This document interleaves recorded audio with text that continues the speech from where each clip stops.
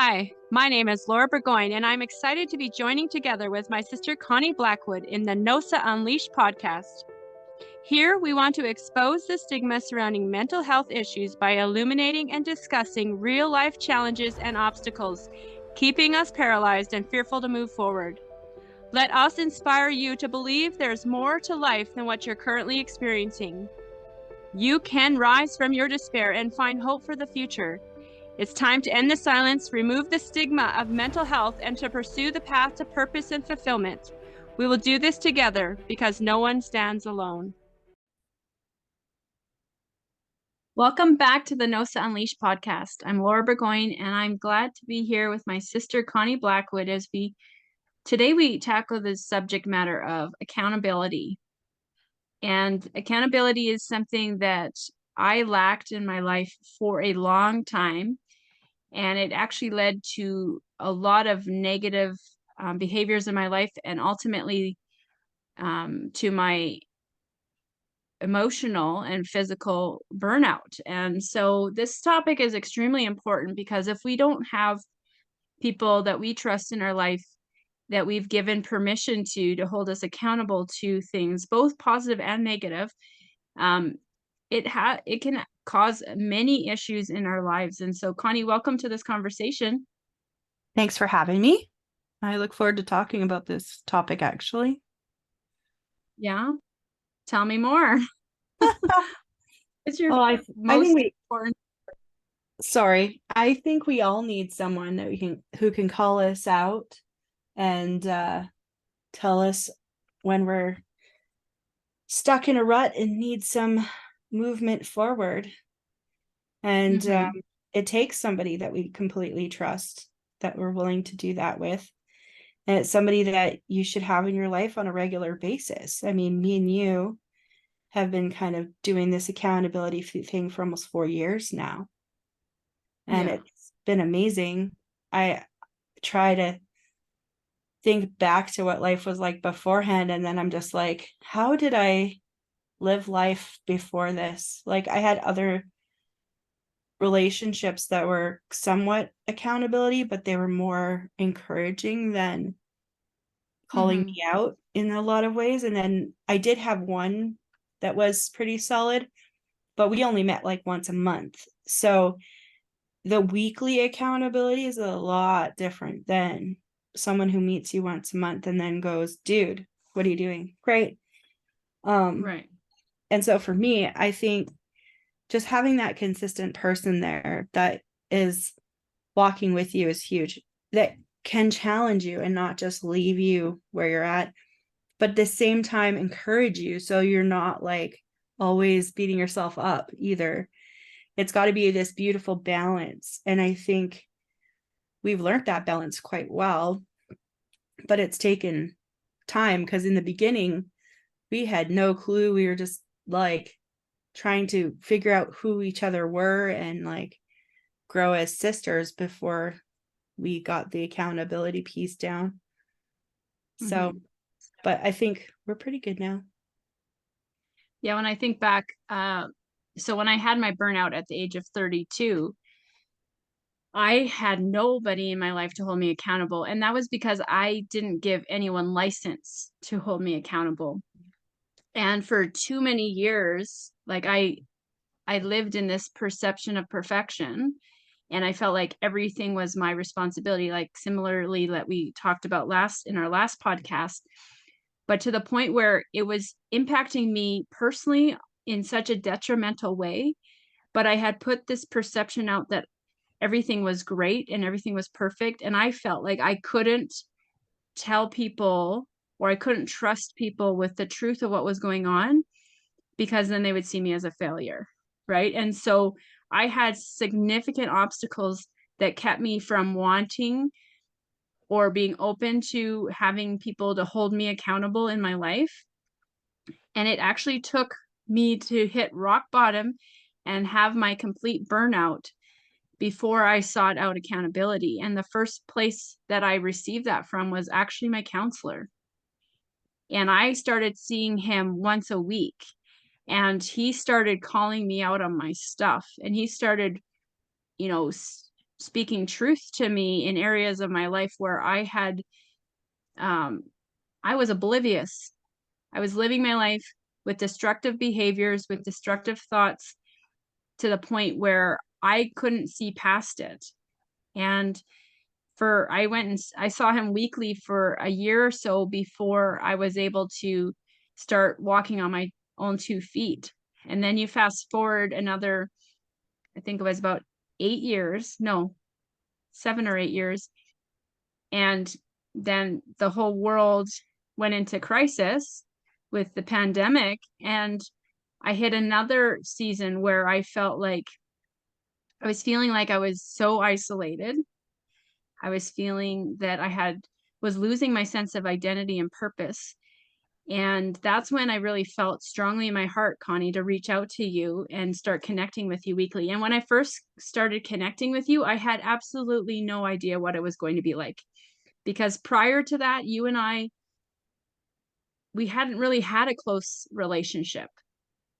We maybe talked 2 or 3 times a year, mainly at family functions, but we didn't have a close sister relationship. There's 5 years separating us, and I always felt like we lived our own individual lives. And so honestly, the word accountability was not in my mind, was not in my framework when I reached out to you and said, "Hey, Connie, will you start meeting with me weekly?" And you're right. When we first started meeting, like we literally were just getting to know each other. And so it slowly but very quickly started to change.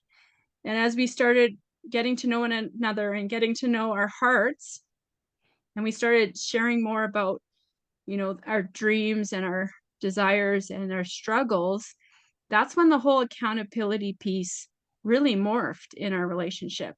Mm. And it was really beautiful, actually. And I'm so thankful that it did, because as we started sharing more vulnerably and authentically, then we knew how we could support one another. And I think when it comes to accountability relationship, that's one key that is really important, which is vulnerability and authenticity. Because if you're not willing to be truthful to whoever you are choosing to hold you accountable, then their hands are going to be tied. But the more you become open to them, the more they're going to be able to, like Connie said, call you on your stuff, hold you accountable, or encourage you when you're feeling discouraged. And those are all important pieces when it comes to accountability. And there's an aspect to this with this responsibility piece, like you were saying earlier. Like, I'm just thinking about this, like going back to what we were sharing in the last podcast, is just like, even with the communication thing with my husband, right? Like, I was sharing some of my like things with my marriage, and then you were sharing about this book that could help because of you reading it. And I was like, okay. And had I not shared that with you, or you shared that you had this book, I wouldn't have read it, and I wouldn't have seen the positive changes that I have recently. And so, like, I'm so thankful that you were like, actually, this might really help, because it really helped me. And even just like that aspect of the accountability piece also helped me see my responsibility in that situation. And I look back over the last 4 years, and I've grown so much in the responsibility area, where I'm more balanced and I'm not taking on other people's stuff. And I'm like, I honestly think I've grown so much only because of the accountability that we share, because we talk about everything. Like, we share a lot of things, and Yeah. we actually like really go in depth in a lot of the things that we do.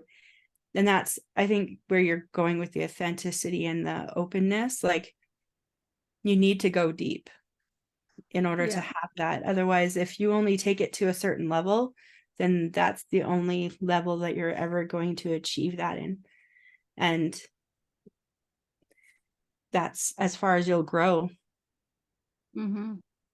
So I think when you're looking at who you want to be down the road, how worth it is it to you to bring someone alongside you that can help you get there. Yeah. And that brings me to the next topic too, because I think accountability is huge in regards to even our dreams. Mm-hmm.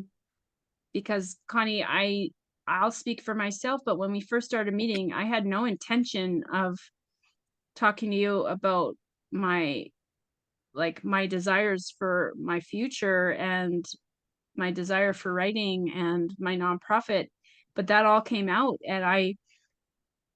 and you encouraged me, like you inspired me, you challenged me. I remember when I had said to you, oh, I really sense now's the time for me to start my nonprofit. And you were like, let's do this. And you're like, let's figure out how we need to, fill out your application form. You helped me with that process. And then you said, okay, now all you have to do is send it off. And for weeks and weeks and weeks, you kept asking me, have you mailed that letter yet? And my answer to you was continuously, no, I haven't. And you kept saying, well, what's stopping you? What's your obstacle? Like, why can't you, take yourself to that post office and put it in the post box? And finally I figured it out. I figured out what was my obstacle. But if it wouldn't have been for you every week asking me about it, holding me accountable, who knows? It could have been a month, it could have been a year instead of just a month that I was sitting on my coattails on that matter, right? And here we are almost 3 years later, and look at all of the impact we've made, right? So having you in my life and having you keep me accountable to the things that I say I want to do, the desires in my heart, is invaluable. We all need someone in our life that we trust, that we will allow them to hold us accountable to even the things, our dreams, our desires, the things we hope to do. And this is my encouragement for absolutely every human being on this earth. Find someone that you trust to hold you accountable, because not only will you grow, but you'll grow much faster than you could ever imagine. And Connie, when I look back to the last, like you said, almost 4 years, you and I are not the same people. Not I even remember close. back then we were not even close to achieving any of the things that we have. And I'm like, wow, if this is what we can start doing in 3 or 4 years, what does the next 5 years look like for us? This is going to be amazing. I'm so encouraged. And I want, all of our listeners to get a sense of how important this is, that this will change your life. Absolutely change your life. And you don't have to be sisters. You can find someone who's a really close friend that you trust. You don't have to be sisters, but it helps. Absolutely. Because at least when I talk about my family, you know what I'm talking about. Exactly. So I wanted to bring up a few things that might stop us from wanting to be accountable with other people. And some things that I have just jotted down here. So the first one is fear that others might judge us.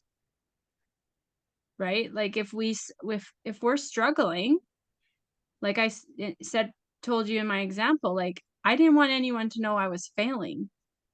Right? I didn't want anyone to see through my false perception that everything was perfect, right? So, an obstacle that you might be facing is fear that others are going to judge you for where you are truly at. And if that's what's stopping you, then I encourage you to get over yourself, because what's on the other side of that is so much better. I am a living testimony of this. Another obstacle could be that we might not be able to measure up. Right? Like if we feel like other people will hold us accountable, what if we don't achieve what we say we want to, or even in the timelines that we want to? And I think in that regard too, we have to have grace and flexibility for ourselves because we all grow and we all heal and we all move forward in different rates and speeds. And our journeys are all different. So, I would just take that measurement thing off the scales and just, um, and I guess this mindset, if you're growing in any positive way, then you're going in the right direction. It doesn't matter how quickly or how efficiently. Go ahead, Connie. It looks like you want to say something. It's progress versus perfection, right? Like you're as long as you're moving forward, you're still moving. And that's the important part. Exactly. Another obstacle that you might be facing is you don't want to be vulnerable with others. That might be for a few reasons. Maybe in the past you were vulnerable with others and they took advantage of that and they used it against you. And if that has been your experience, I'm so sorry that's happened to you, but that's why we say find someone you can trust. Someone that has your best intentions, your best interests at heart, that they're not going to use whatever you share with them for your detriment. Another one could be if we don't commit to pursuing the dreams in our heart, then we might feel that we're going to fail, right? Like sometimes we think our dreams are too big, right? And we feel like if we have someone holding us accountable to them, that somehow if we don't achieve them, that we're going to be a failure. But if you never try, you'll never know. And there's a saying, oh, now I'm forgetting it, but something along the lines of, you can't, the only way you can fail is by not trying, right? Because stop trying. every effort you make towards a goal, you're making small steps forward. And it might like the people who made all these inventions, like if they had stopped early on, then we wouldn't have half of the developments that we have today. So don't quit. Keep pursuing, keep moving forward. Because if you keep doing that, you will not fail. You will achieve what you hope in your heart. Another thing might be you don't want others to know the truth in your life. And maybe you're like me. Maybe you lived a lie. Maybe you lived a perception that wasn't true and you don't want others to know the truth.